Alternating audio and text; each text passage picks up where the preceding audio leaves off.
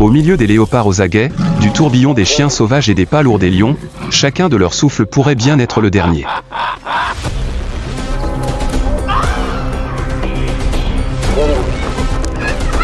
Qu'est-ce qui les a poussés au bord de la mort?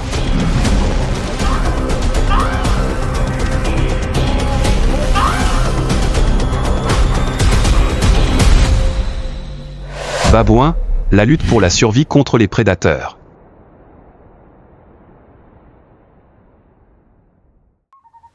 Avant que l'aube ne dissipe la brume, les babouins avaient grimpé sur les hauts monticules pour observer.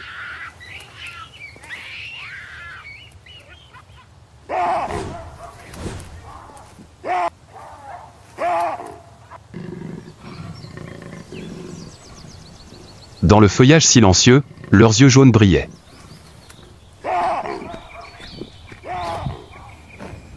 Le léopard, maître de la furtivité, fixa un singe qui venait de s'éloigner du groupe.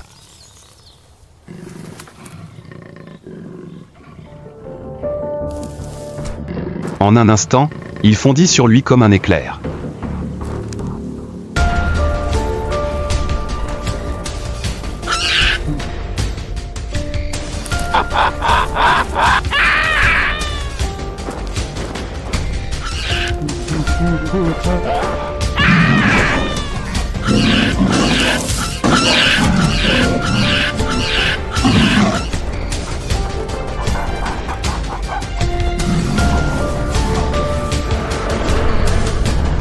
Mais au lieu de fuir, paniqués, les singes contre-attaquèrent férocement.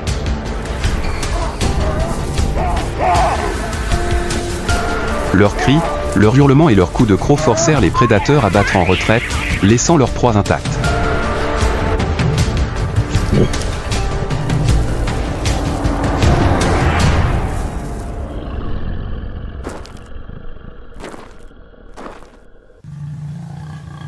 Mais le danger ne cessa jamais de les traquer.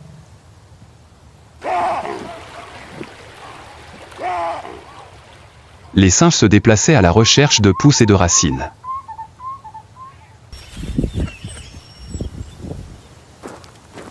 Mais, caché derrière les buissons d'épines, un groupe de chiens sauvages s'était rapproché. Ils chargèrent, tentant de percer les défenses. Les babouins formèrent un cercle, le plus grand mâle au milieu lançant des attaques menaçantes.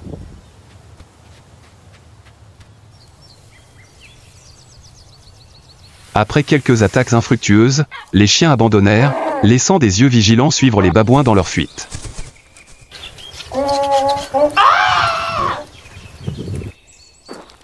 Et tous les ennemis ne venaient pas de l'extérieur. Avec un territoire et une nourriture rare, deux groupes de babouins transformèrent la savane en champ de bataille.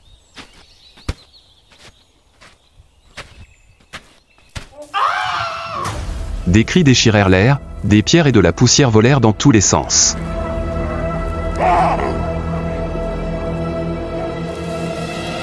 Les mâles dominants se chargèrent l'un l'autre, leurs crocs s'entrechoquant.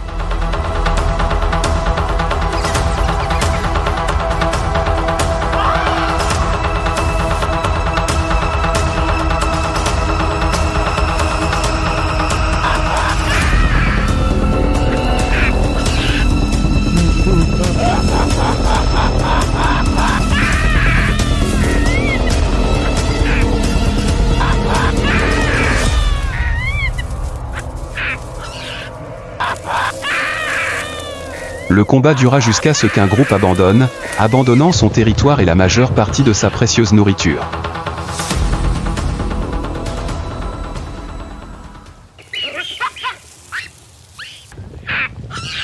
Dans un pays où la mort rôdait toujours, les babouins survécurent non seulement par leur force, mais aussi par leur solidarité, leur intelligence et leur capacité d'adaptation constante.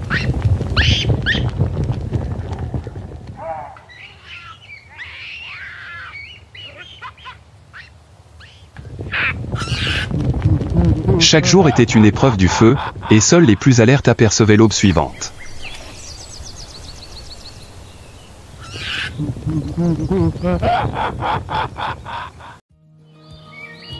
À la frontière entre la jungle et le désert, entre les prairies brûlées par le soleil et les collines rocheuses arides, vit une créature à la fois redoutable et terrifiante. Ne vivez selon aucune loi, sauf les vôtres. Ils ne sont pas rois comme les lions, ni silencieux comme les léopards, ce sont des babouins. Le babouin, un primate doté à la fois d'une intelligence humaine et d'instincts animaux. Ils vivent en grands troupeaux, comptant parfois des centaines d'individus, liés par des relations sociales complexes, une obéissance stricte et même de la violence.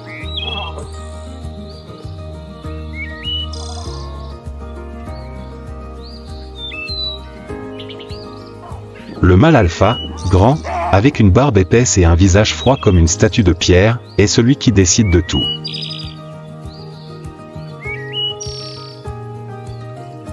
De la nourriture au territoire, en passant par les partenaires, et pour maintenir ce pouvoir, il doit toujours être prêt pour une guerre sanglante.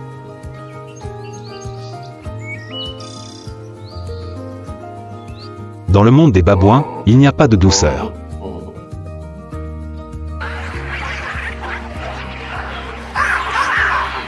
Les enfants élèvent leurs petits en tremblant, les faibles sont éliminés et chaque jour est une épreuve avec la nature, avec les ennemis et avec leur propre espèce.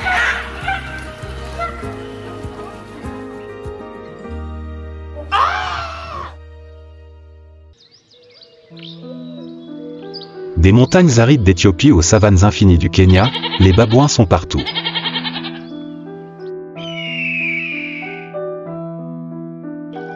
Et pour survivre, ils deviennent des hors-la-loi, agiles, agressifs, rusés et impitoyables. C'est l'histoire du primate le plus puissant d'Afrique subsaharienne. Les babouins, non pas parce qu'ils sont les plus forts, mais parce qu'ils n'ont pas peur de briser toutes les limites.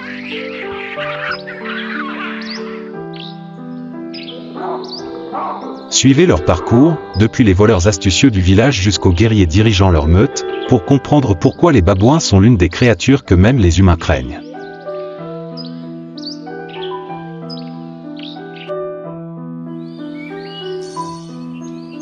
Au milieu de la steppe sèche où la chaleur monte par couches.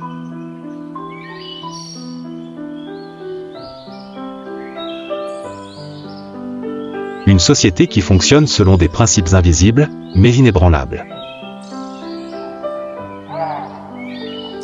C'était une tribu de babouins, une communauté très développée, mais il n'y avait pas de place pour la pitié.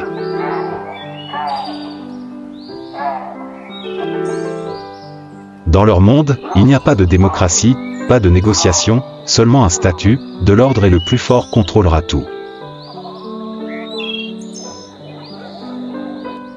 Chaque matin, avant même que l'aube ne touche le sol, le chef se réveille le premier, choisit la direction du voyage et fait signe au troupeau de le suivre.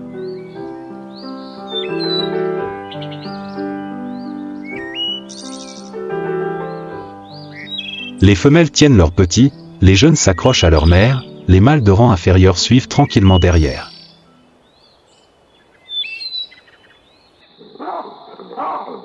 Tous suivent un ordre tacite, établi par le combat et l'obéissance. Mais cet ordre n'est pas durable. Aux abords de la meute, les jeunes mâles attendaient, guettaient d'une ouverture, un signe de faiblesse.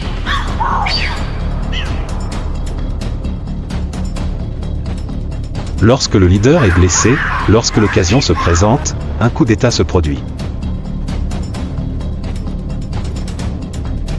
Des rugissements retentirent, les poils se dressèrent, les griffes grattèrent le sol. Les batailles peuvent durer des minutes ou des jours, jusqu'à ce qu'un vainqueur se retrouve sur un sol poussiéreux et ensanglanté, et que le reste du groupe baisse la tête.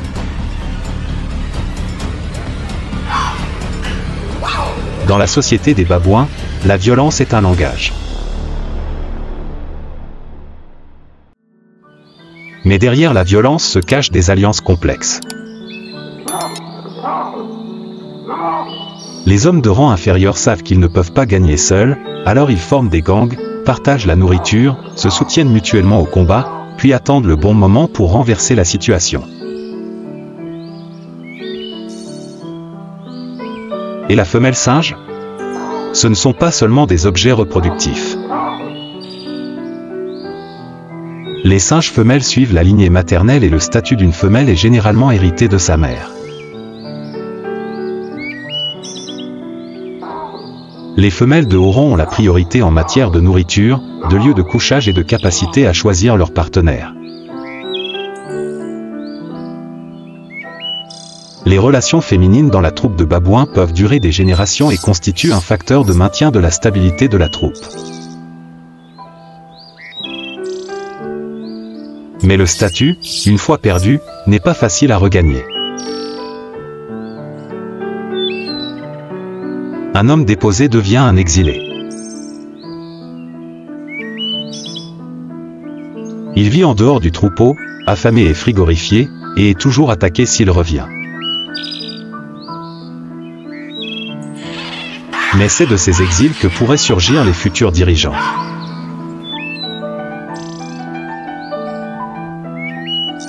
Parce que dans le monde des babouins, la seule loi qui existe est la loi du plus fort.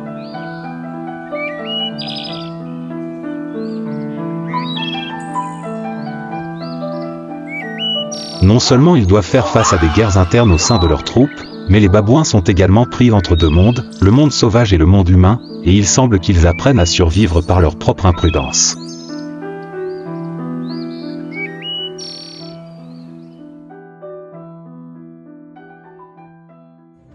Dans la forêt, leurs ennemis sont des journaux chinois, de grands pythons, des grues spirituelles et des lions. Et encore plus petit, la tête du chien possède une arme qui fait peur de nombreux prédateurs, la majorité. Lorsqu'un jeune enfant se cache, le singe entier rugira, attaquant avec des crocs et des rochers. Le journal peut tuer un individu, mais il est difficile d'échapper à la colère de tout le troupeau.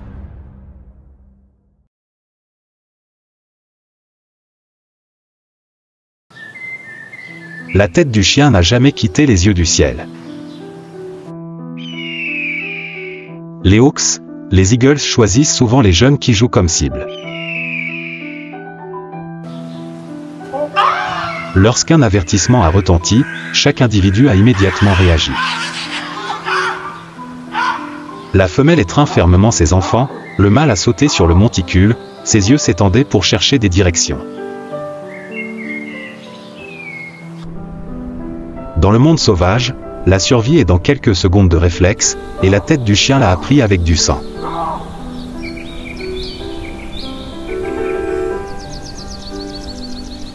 Mais les gens ne sont pas comme les journaux ou les aigles.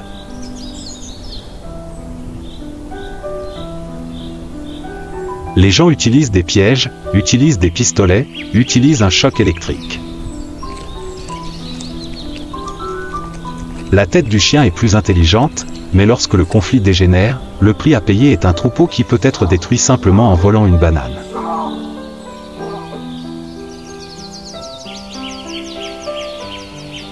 Ces confrontations se produisent de plus en plus, à la frontière entre les forêts et les villes.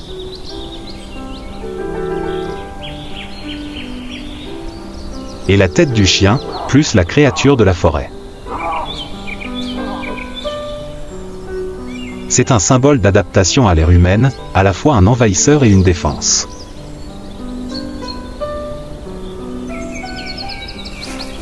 Il suffit d'être chassé et d'essayer d'exister dans un monde qui est de plus en plus rétréci à la nature.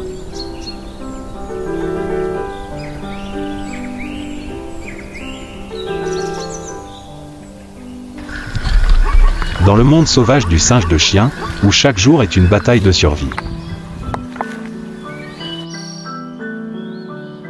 Les enfants sont des guerriers silencieux. Pas besoin de rugir pour confirmer le territoire. Pas besoin de se battre pour gagner la position de la tête. Mais c'est le cœur qui détient le rythme de tout le troupeau. Lorsqu'une singe femelle a donné naissance à son premier enfant, il est entré dans un voyage sans compromis. La maternité est une arme, un bouclier et aussi un fardeau. Les jeunes sont nés faibles et petits. Cliquez sur la poitrine de la mère pour la première semaine, ne laissez pas un demi-pas. Tous les mouvements, chaque voyage pour trouver de la nourriture, à chaque fois pour fuir. Mère singe doit amener ses enfants, épuisés ou affamés.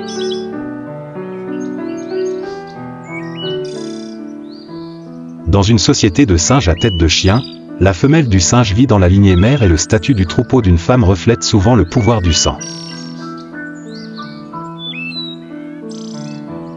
Les femelles à haute ligne seront prioritaires pour accéder à la nourriture, dormir dans une position plus sûre et obtenir plus de protection contre les hommes.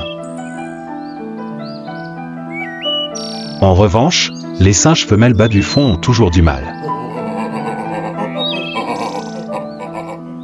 Non seulement pour élever des enfants, mais aussi pour garder le pied fragile dans un système non codant.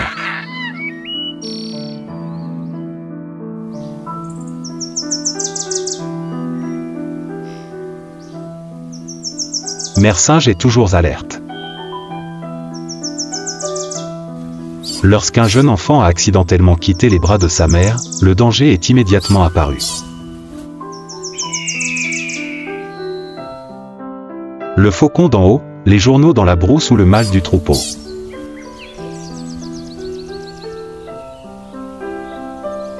Surtout quand il y a une perturbation de la hiérarchie, peut attaquer le jeune enfant comme un moyen d'éliminer le sang sans leur appartenir.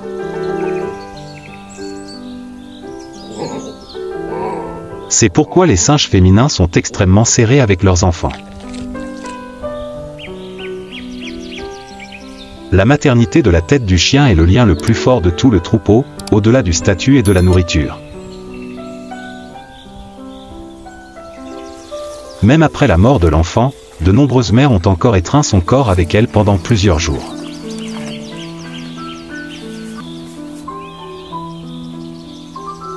Refuser de lâcher prise, comme un rituel douloureux dans la nature froide. Mais ils ne sont pas seuls. Dans de nombreux cas, les femelles et le sang s'efforceront de prendre soin des enfants, de partager de la nourriture, de protéger les jeunes enfants les uns des autres. L'amour maternel, même dans le monde des personnes vivant en dehors de la loi, est toujours un point lumineux humain. Et l'instinct sacré que rien ne peut éteindre. Et dans les cris parmi le troupeau, l'appel pour que la jeune mère se perde. Dans la panique d'une femme de singe quand j'ai été attaqué. Nous voyons plus que jamais, que même dans la société la plus dure, la maternité est toujours quelque chose qui rend la nature silencieuse.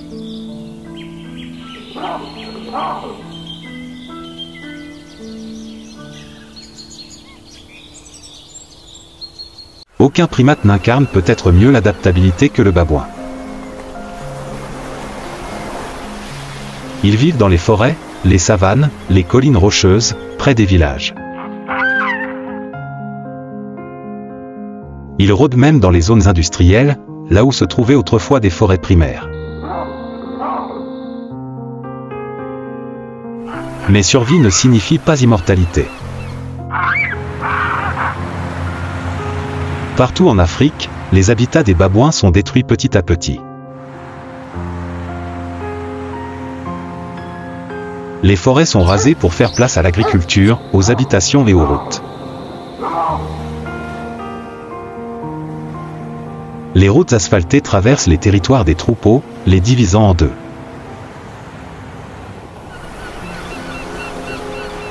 Des bandes de babouins s'aventurent dans les villages, sur les marchés, et sont pourchassés, battus et abattus. Ce ne sont pas des envahisseurs, ils n'ont tout simplement pas le choix. Le conflit croissant entre humains et babouins ne se résume pas à quelques fruits perdus.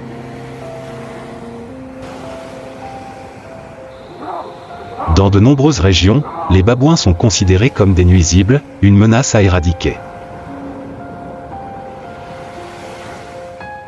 Pièges, fusils de chasse, décharges électriques et outils humains ont provoqué une forte diminution du nombre de babouins dans certaines zones qui étaient autrefois leur terre sainte.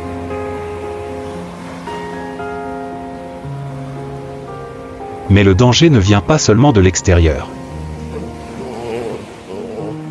Les groupes séparés perdent leur structure sociale. Les mâles ne trouvent pas de partenaires. Les femelles manquent de nourriture pour nourrir leurs petits.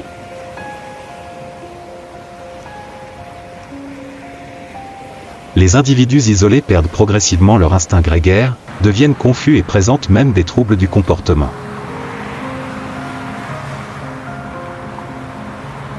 Une espèce, la plus organisée socialement chez les primates, est désormais contrainte de vivre en solitaire.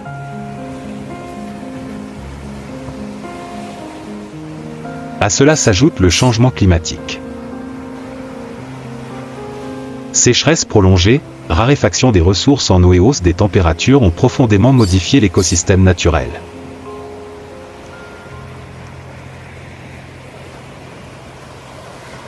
Les arbres fruitiers, autrefois leur principale source de nourriture, ne produisent plus de fruits saisonniers. Les prédateurs se sont rapprochés des habitats humains,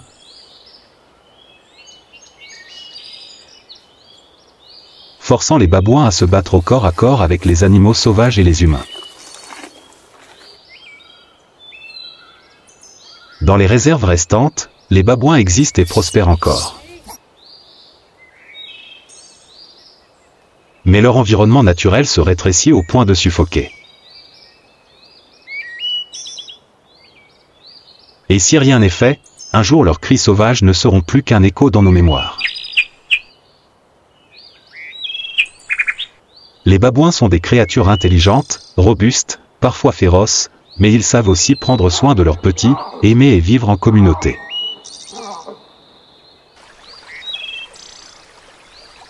Ils méritent d'être protégés, non par pitié, mais parce qu'ils sont un élément indispensable de l'équilibre créé par la nature. Quand la nature est poussée à bout, même le plus fort peut tomber. Et alors, ce n'est plus une histoire de babouins, mais un avertissement pour nous tous.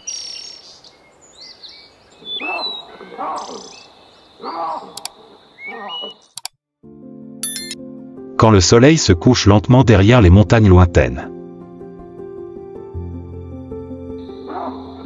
Quand le dernier appel des babouins résonne dans les arbres centenaires.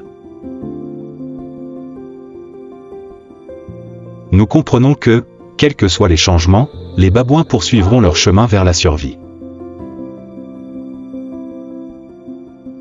Comme ils le font depuis des millions d'années. Ce ne sont pas des créatures parfaites. Ils peuvent être féroces, destructeurs et désorganisés aux yeux des humains.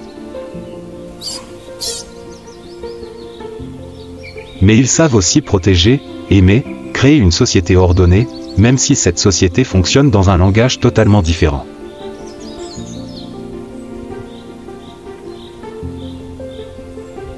Les babouins sont la preuve vivante que la nature ne répartit pas équitablement. C'est une épreuve d'adaptabilité. Ils ne sont pas aussi forts que les lions, pas aussi rapides que les léopards, pas aussi rapides que les aigles. Mais ils survivent, car ils savent observer, apprendre, évoluer et ne jamais cesser de se battre. Dans leur rugissement, dans leur regard pensif, assis seuls au bord d'une falaise.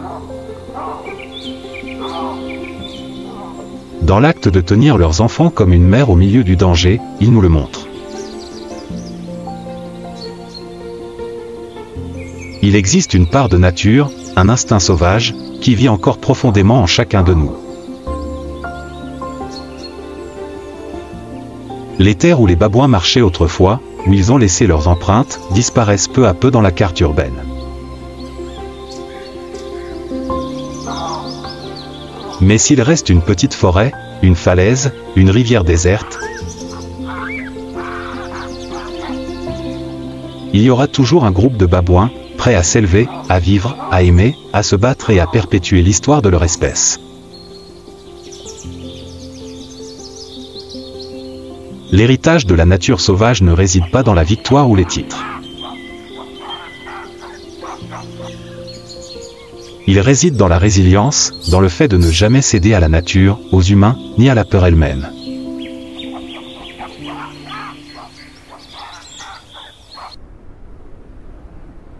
Et lorsque nous repenserons à ce voyage, peut-être réaliserons-nous que ce sont les babouins, et personne d'autre, qui nous ont appris à vivre, avec intelligence, avec instinct et avec une volonté farouche de survivre jusqu'au bout.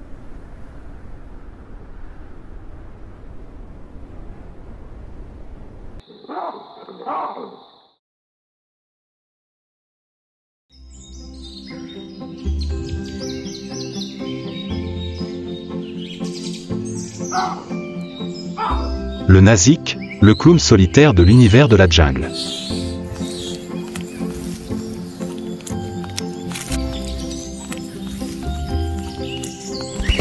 Caché dans les denses forêts marécageuses tropicales de l'île de Bornéo se trouve un étrange primate dont l'apparence surprend quiconque le rencontre pour la première fois.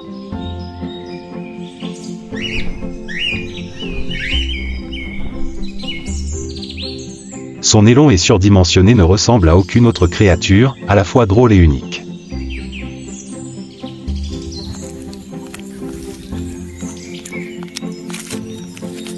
Mais cette apparence, drôle, n'est qu'une couverture. À l'intérieur du singe nazik se trouve un véritable guerrier, Rézili, qui se bat tranquillement chaque jour pour survivre dans la nature sauvage et rude.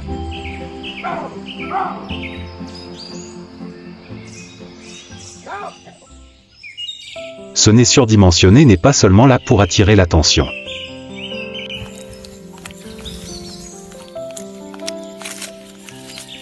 Chez les hommes adultes, le nez peut être si grand qu'il recouvre la bouche.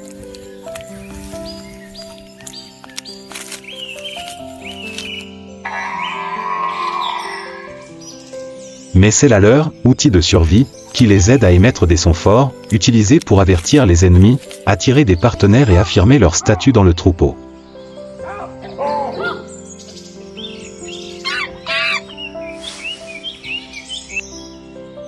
C'est une arme biologique, pas besoin de griffes ou de crocs, un simple cri suffit à confirmer qui est le chef.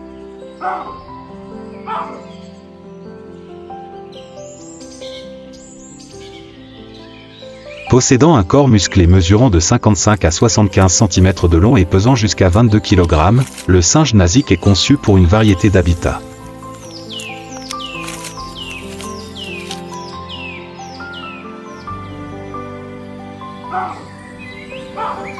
Leurs longues pattes et leurs mains agiles les aident à se déplacer rapidement à travers la cime des arbres, tandis que leurs pieds palmés en font d'excellents nageurs, une capacité vitale dans les marais enchevêtrés et les rivières dangereuses.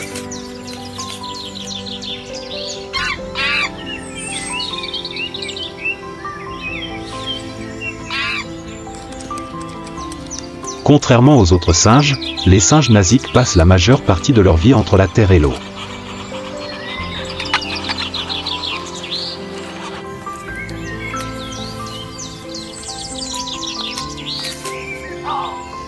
Ils se déplacent constamment entre les forêts de mangroves, nageant à travers les rivières pour trouver de la nourriture ou éviter les prédateurs.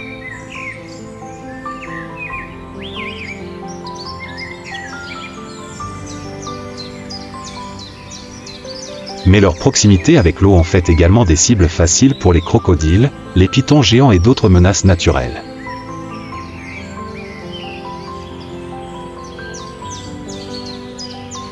Imaginez un après-midi paisible au bord de la rivière.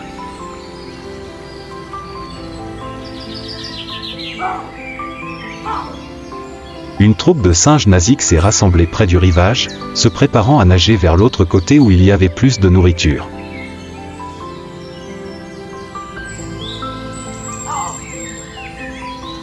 les jeunes oursons gambadaient avec excitation, tandis que le mâle alpha gardait un œil vigilant sur son environnement.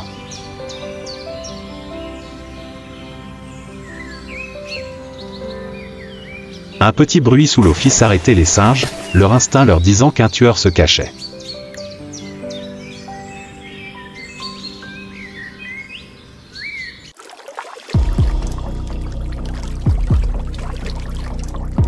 Sous l'eau calme, une ombre noire géante rampait silencieusement vers l'avant.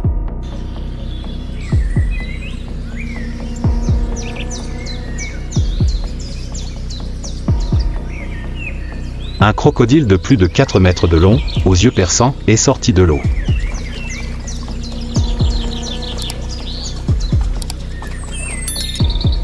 Personne dans le troupeau ne l'a remarqué.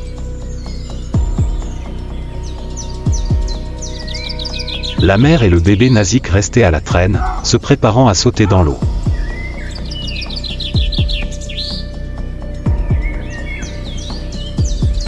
La mère serrait son bébé fort dans ses bras et se précipitait dans l'eau trouble, créant de la mousse blanche.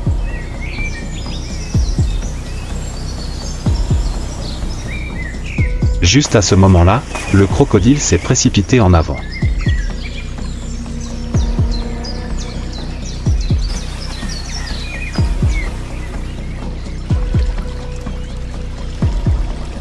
Le mâle alpha l'a découvert à temps et a crié un avertissement.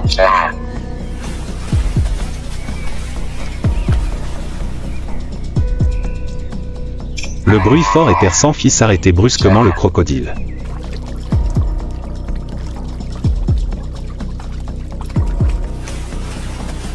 Pendant ce bref instant, il s'arrêta, puis disparut dans l'eau froide.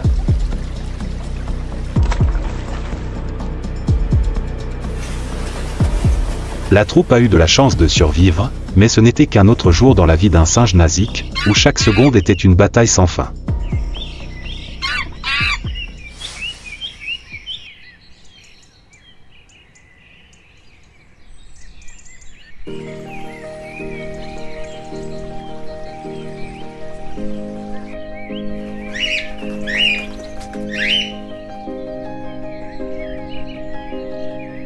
Les singes Nazik vivent en petits groupes avec une structure sociale claire.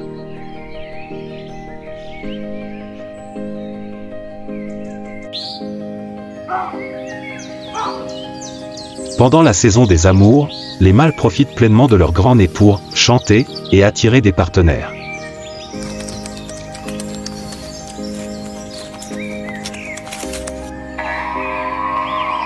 Plus le son est profond et lointain, plus grandes sont les chances de maintenir l'espèce.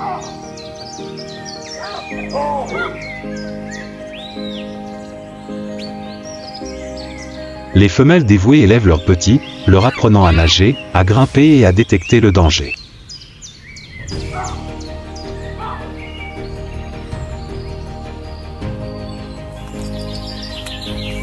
Pendant ce temps, le mâle agit comme un gardien, patrouillant le territoire et prêt à affronter toute menace.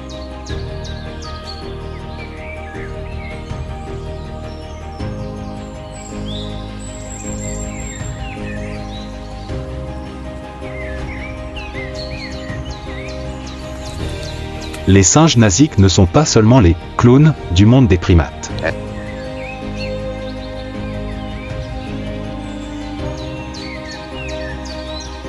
Ce sont des symboles vivants d'adaptation, de puissance cachée sous une apparence étrange.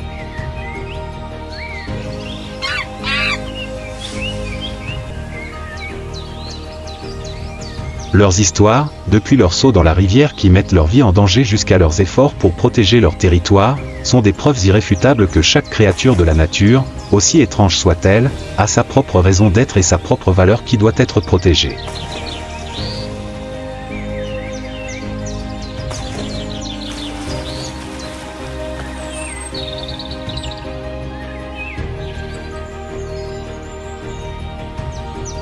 Préservons le cri strident du Nazik, afin qu'il résonne à jamais dans les jungles de Bornéo, comme une épopée de la faune sauvage.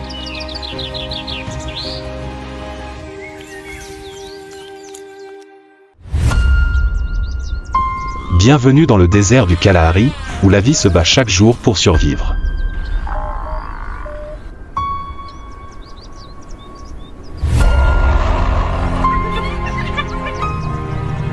Au milieu des dunes de sable brûlantes et du climat rigoureux, le Kalahari est plus qu'un simple désert, c'est un monde difficile où les animaux robustes doivent surmonter tous les obstacles pour survivre.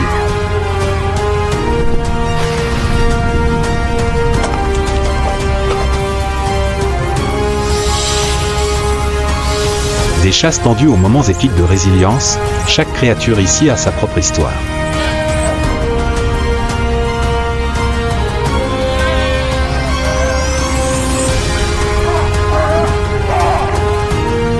Rejoignez-nous pour explorer l'une des régions sauvages les plus étonnantes de la planète, où la vie prospère, même dans les endroits les plus difficiles.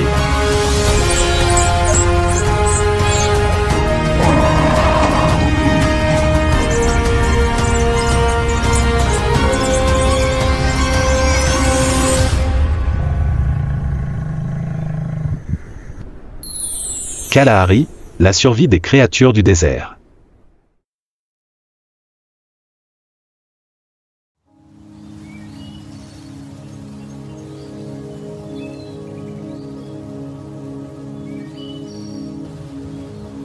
Le soleil apparut derrière l'horizon cramoisi, soulevant le dernier voile de la nuit. Les premiers rayons du soleil brillaient doucement sur le sable ardent, réveillant un monde qui semblait mort depuis la nuit dernière.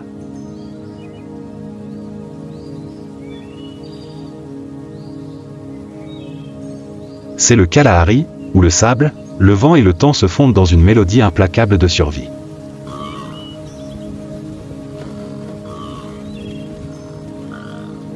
Vu d'en haut, le désert du Kalahari est bien plus qu'une simple terre vide.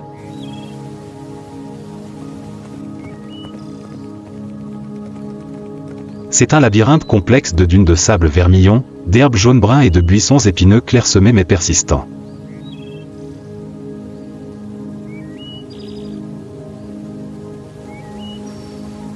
Ce n'est pas un désert, pur, comme le Sahara, car le Kalahari connaît encore des pluies, bien que très irrégulières et rares. Mais cette rareté même constitue le test ultime pour toutes les créatures qui osent choisir cet endroit comme foyer.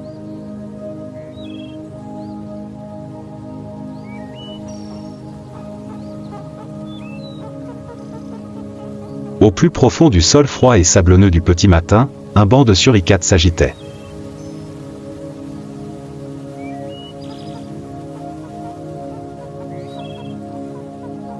Le chef est sorti de l'entrée de la grotte, debout sur ses pattes arrière, reniflant l'air.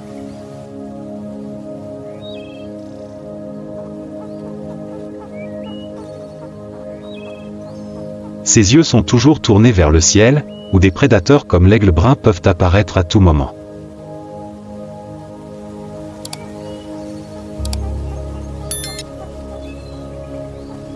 Les suricates sont des animaux très sociaux et la survie du groupe dépend d'une coopération presque totale.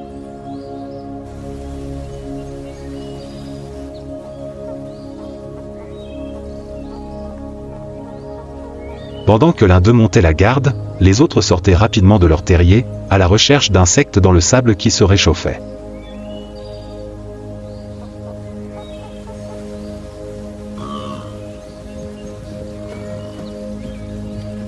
Dans une zone plus basse, un troupeau d'oryx se dirigeait vers la rive herbeuse.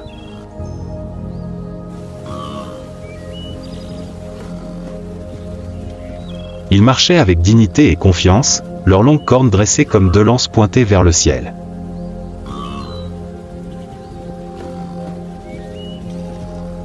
Cette antilope est considérée comme un symbole vivant d'adaptation.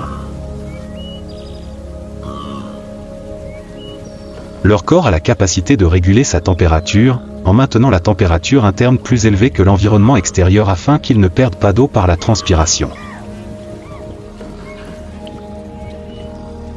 L'oryx peut vivre pendant des semaines sans boire d'eau, absorbant simplement l'humidité des plantes sèches.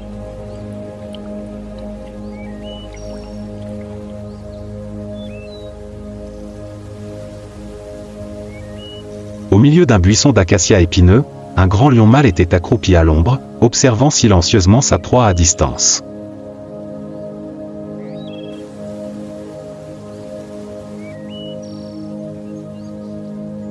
Son épaisse crinière noire, caractéristique distinctive des lions du Kalahari, contraste fortement avec sa fourrure couleur sable, le rendant à la fois majestueux et redoutable. Les lions de cette région sont plus grands et plus forts car ils doivent parcourir de longues distances et endurer des conditions difficiles pour chasser.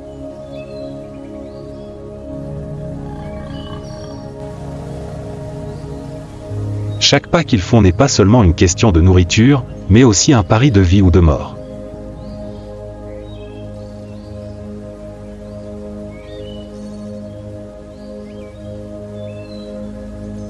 Les derniers rayons du soleil de l'après-midi touchaient doucement les dunes de sable rouge qui devenaient peu à peu rouge sang.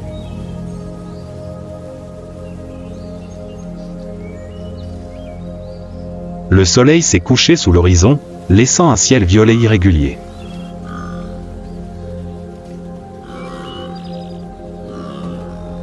Au sol, les températures ont chuté brutalement, passant de plus de 40 degrés à moins de 15 degrés en seulement une heure.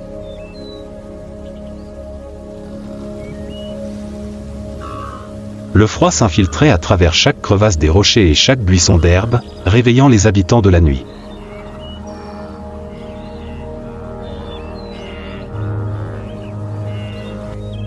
Un vent léger soufflait, sec et tranchant comme un couteau. Les cigales se sont peu à peu tues.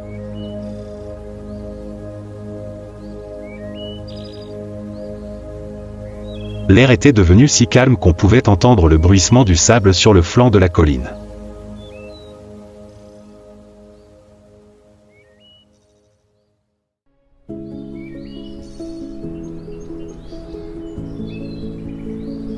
Depuis un bosquet d'arbres, une meute de chiens sauvages d'Africains a commencé à se déplacer.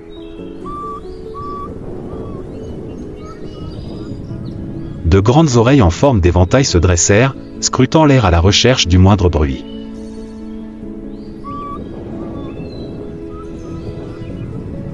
Leurs fourrures tachetées de brun, de noir et de blanc se font dans l'obscurité, les rendant presque invisibles.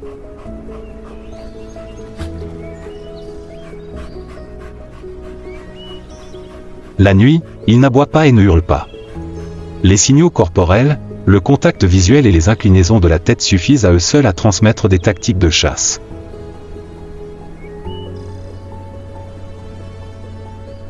Les chiens commencèrent à prendre de la vitesse, légers, rapides, silencieux.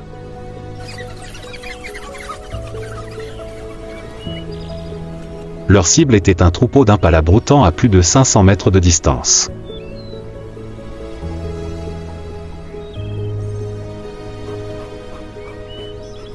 Les yeux des chiens sauvages sont spécialement adaptés à l'obscurité et leur vitesse est quelque chose qu'aucune proie ne veut tester.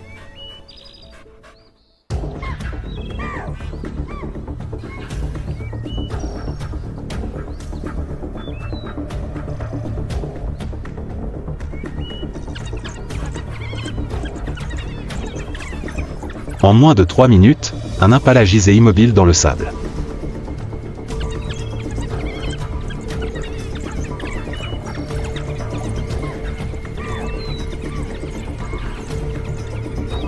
Le bruit de la chair déchirée et des grognements sourds résonnait dans le désert, rapide, sans effusion de sang, tout simplement routinier.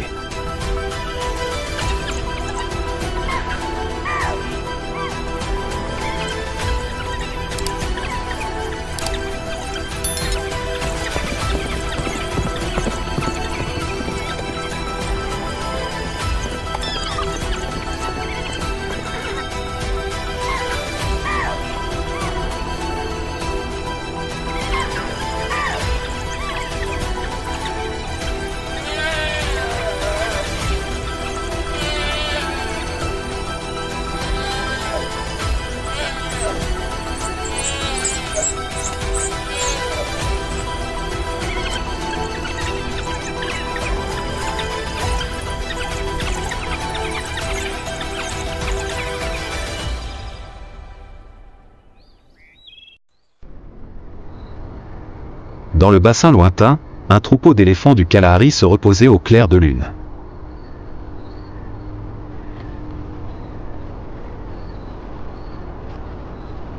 De grandes silhouettes grises gisaient sur le côté, leur souffle s'échappant dans l'air froid. L'éléphant femelle protège son bébé avec son énorme corps. Ils savent que le danger rôde la nuit, même si peu d'entre eux osent attaquer un troupeau d'éléphants adultes.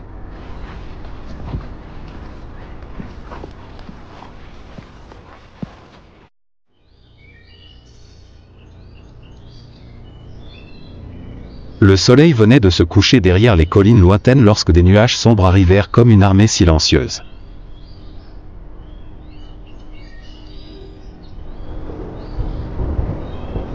La foudre a déchiré le ciel violet, traçant des stries blanches dans le ciel du Kalahari. Un coup de tonnerre retentit. Et puis, la pluie s'est mise à tomber.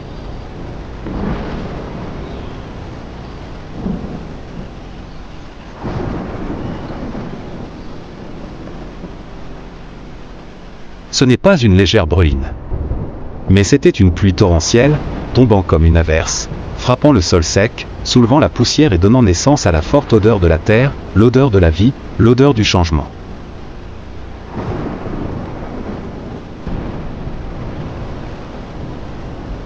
Le sol fissuré commença à s'amollir. De longs ruisseaux secs ont soudainement repris vie.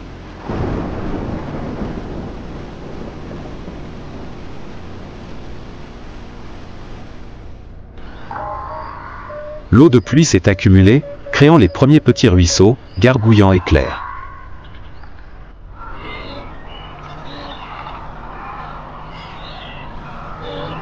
Ils se rassemblent, laissant la place aux zones basses qui commencent à être inondées, formant des lacs temporaires, appelés cuvettes.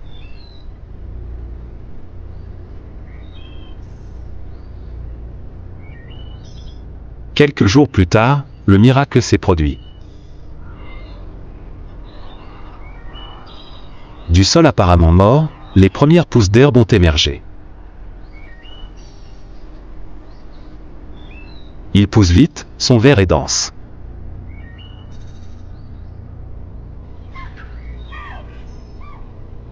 Les graines dorment dans le sable depuis des mois, attendant ce moment, pour germer, germer et courir pour grandir comme dans une course contre la montre.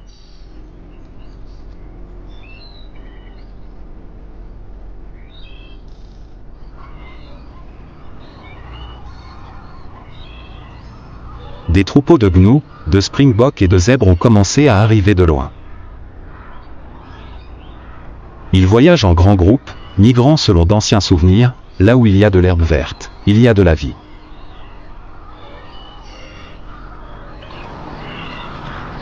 Le Kalahari tremble sous les pas de milliers d'herbivores qui se déversent dans la plaine temporaire, désormais recouverte d'un vert frais.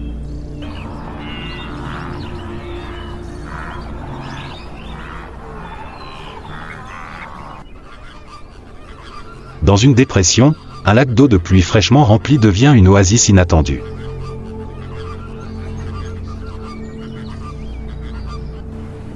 Les oiseaux se sont rassemblés comme un déluge. De grands flamants roses s'envolent et remplissent le ciel, des volées d'oiseaux roses volent près de l'eau puis atterrissent, commençant leur mystérieuse danse nuptiale.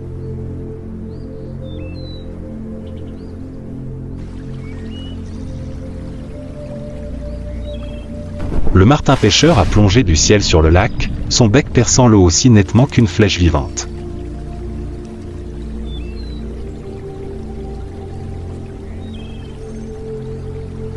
Sous l'eau, de petites créatures telles que des têtards, des punaises d'eau et des larves de libellules apparaissent soudainement. Elles sont restées en sommeil dans la boue pendant la saison sèche, attendant que la pluie leur donne vie.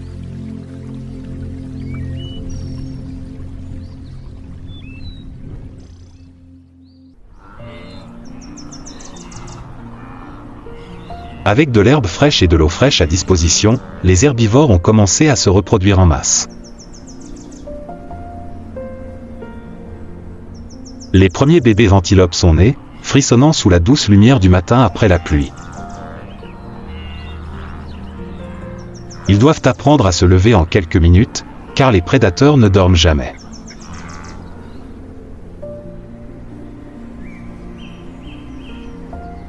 Alors que la lumière du soleil de fin d'après-midi se penchait sur les dunes de sable rouge du Kalahari, peignant des ombres et de la lumière sur la terre craquelée,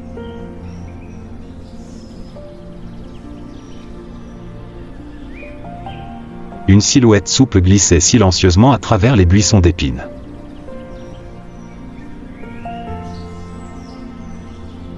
C'était un léopard, un mâle adulte, sa démarche était douce comme s'il se fondait dans l'espace qui l'entourait.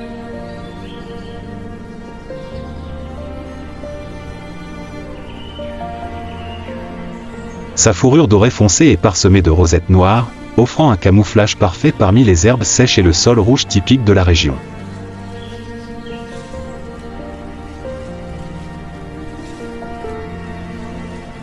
Les yeux ambrés roulaient continuellement, chaque pas effectué ne faisait aucun bruit. Ce n'est pas un chasseur qui aime faire des histoires. Le léopard est l'incarnation du silence mortel, celui qui se cache, tend des embuscades et finit rapidement. Contrairement au lion fier ou au guépard rapide comme l'éclair, le léopard n'a pas besoin de se précipiter.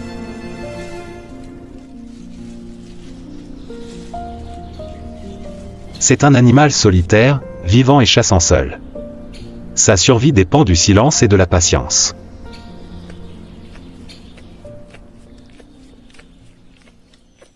Dans cette terre aride, il n'y a pas de place pour l'erreur, et le léopard le sait bien. Sur une pente basse, il a repéré un troupeau de steenbok, une petite antilope agile qui se nourrit souvent près des buissons bas.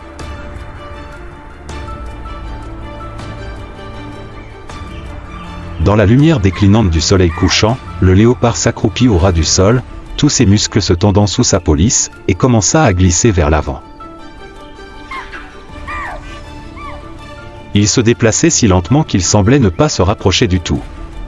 Pendant près d'une demi-heure, il a tranquillement raccourci la distance, à moins de 15 mètres. Une douce brise soufflait vers elle, favorable. Steenbok n'a encore rien détecté d'inhabituel.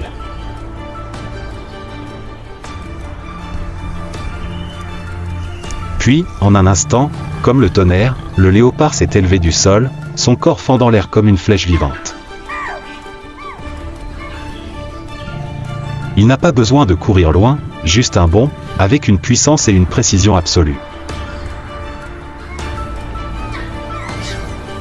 Les deux pattes avant tendues, les griffes déployées comme des lames, saisissant la petite proie qui paniquait et ne s'était pas encore enfuie.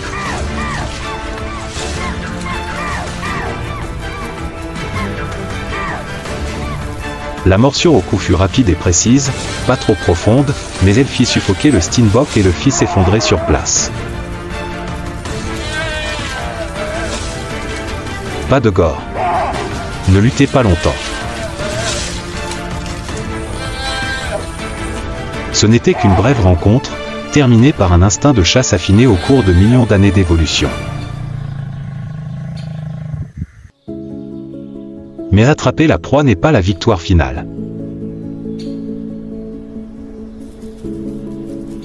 Au Kalahari, le danger ne réside pas dans la poursuite, mais dans ce qui suit. Les hyènes, les lions, les chacals et même les vautours sont toujours des voleurs à l'affût.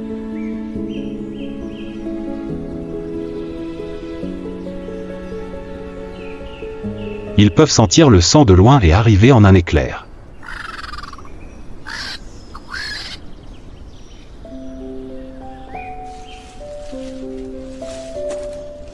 Le léopard le sait bien. Sans hésitation, il saisit le corps de la proie et, grâce à la force extraordinaire de son dos et de ses pattes arrière, il grimpa sur une épine de chameau à proximité, une plante épineuse qui pousse dispersée dans le désert.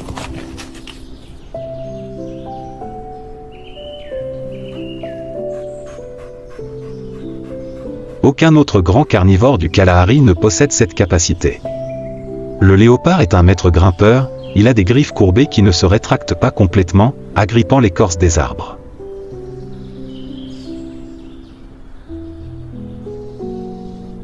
En quelques dizaines de secondes, il atteignit près de 4 mètres de haut, déposant sa proie sur une branche horizontale épaisse et ombragée. D'ici, il pouvait manger en paix, tandis que les hyènes en contrebas ne pouvaient que hurler, impuissantes.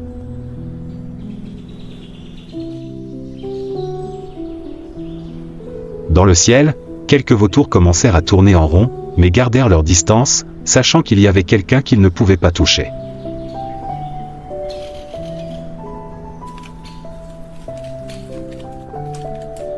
Assis à l'ombre de l'arbre, le léopard commença à déchirer les premiers morceaux de chair. Il mangeait calmement, mais gardait toujours la tête haute, observant. Les oreilles dressées scrutaient chaque son, aussi petit soit-il.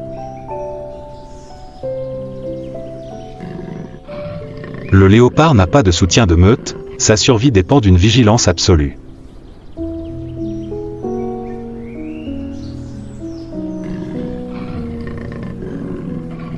Des mâchoires puissantes, des crocs acérés et des griffes acérées comme des rasoirs sont tous des outils parfaits pour chasser, retenir des proies et se défendre.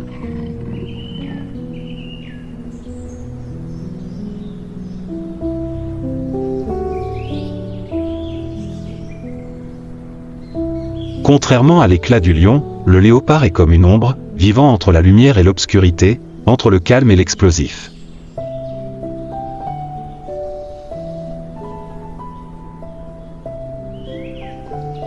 À la tombée de la nuit, le clair de lune filtrait à travers les branches des arbres, projetant sa silhouette ombragée sur le sable en contrebas.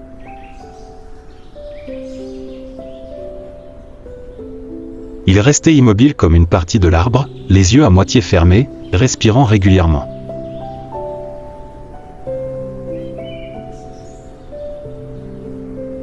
À la base, les hyènes étaient parties. Dans le ciel, les hiboux ululaient. Mais pour le léopard, c'était une nuit paisible.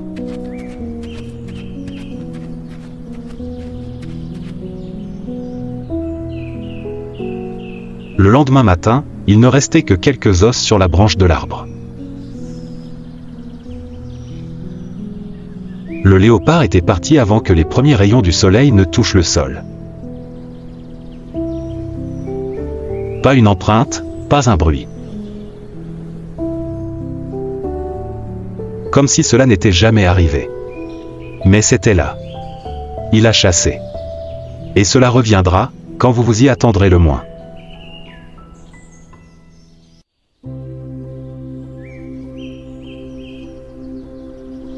Lorsque le soleil est haut dans le ciel et que le sable est suffisamment chaud pour vous brûler les pieds, la surface du Kalahari semble silencieuse.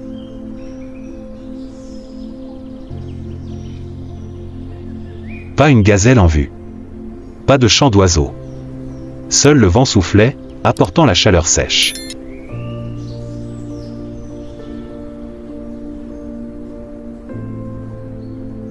Mais sous terre, quelques dizaines de centimètres plus bas, se trouve un monde complètement différent.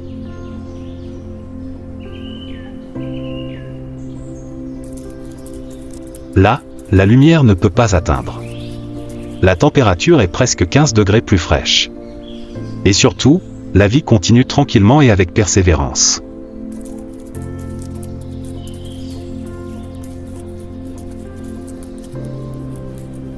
Vu d'en haut, le Kalahari est une terre stérile et immobile.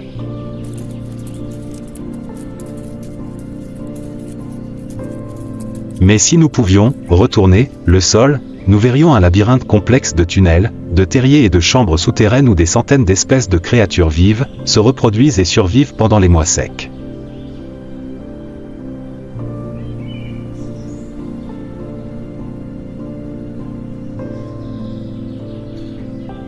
Parmi la myriade de créatures qui vivent sous terre dans le Kalahari, aucune n'est aussi étonnante que le ratel.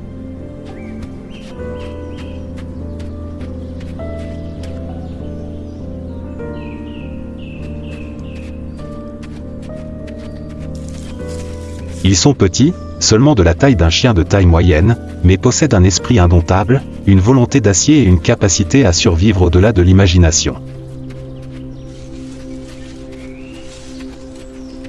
Avec son épais pelage noir semblable à une armure et sa bande argentée qui court du front à la queue comme la marque d'un conquérant,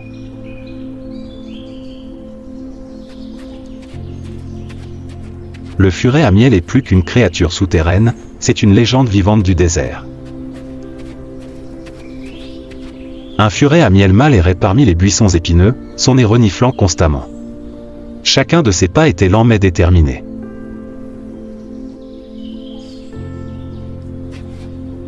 Les griffes avant sont longues, courbées et solides comme des crochets en fer, non seulement pour creuser des nids, mais aussi une arme puissante dans la lutte pour la survie.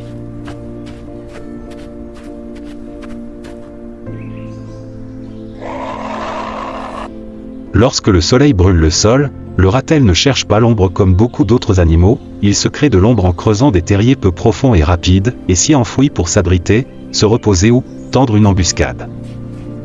Le furet à miel est un omnivore, mais pas une panthère.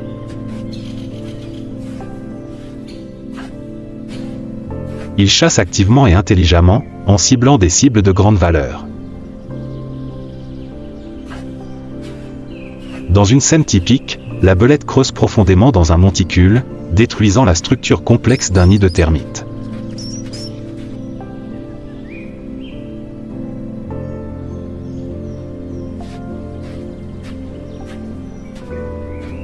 Malgré des milliers de petits individus qui se précipitent dehors en panique, il choisit calmement les larves de termites grasses et riches en protéines au milieu de la terre aride.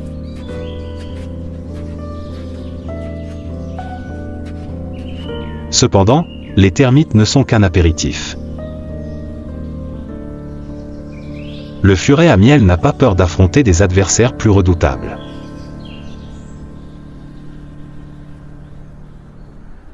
Dans un buisson bas, il s'arrêta, tapota vigoureusement le sable, puis recula prudemment. Un mouvement fin et noir semblable à un fouet jaillit du trou dans le sol, c'était un cobra du Kalahari, de plus d'1 mètre de long, glissant en position d'attaque.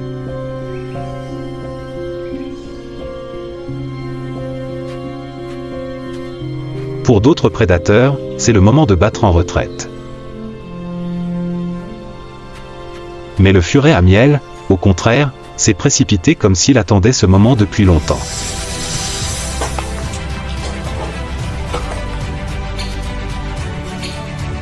Le combat entre les deux créatures a duré une fraction de seconde. Le serpent a mordu la jambe de la belette, mais il ne s'est pas arrêté.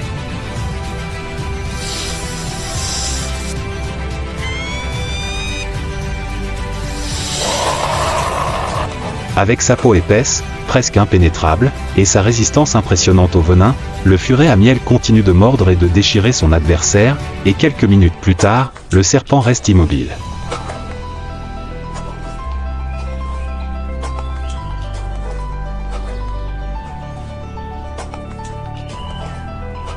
La belette a grignoté la tête du serpent, là où le venin était concentré, comme si c'était le meilleur repas de la journée.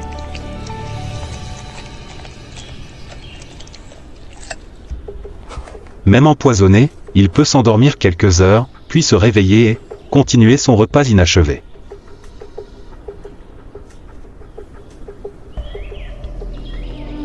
Cette capacité est un mystère biologique qui n'a pas encore été entièrement résolu, mais c'est certainement l'un des avantages évolutifs les plus étranges du règne animal.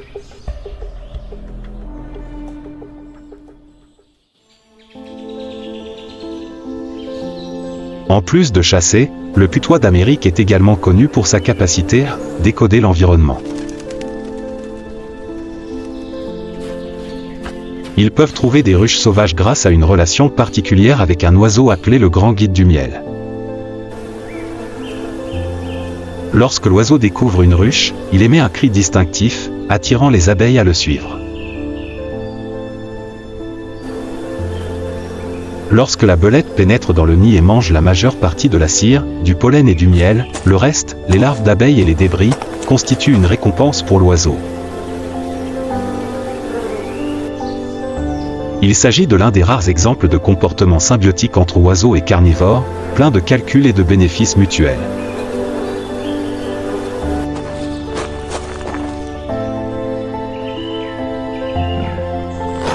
Dans le monde animal, la force vient souvent de la solitude.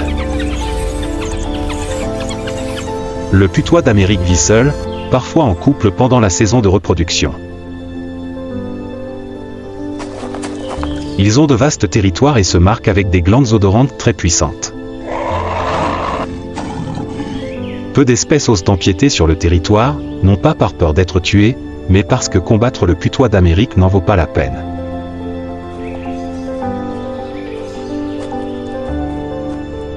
Même les lionceaux peuvent être renversés par cette petite créature s'ils ne font pas attention. Le putois d'Amérique n'est pas la plus grande espèce. Pas le plus rapide. Pas le plus fort. Mais il possède la chose la plus importante au Kalahari, le courage.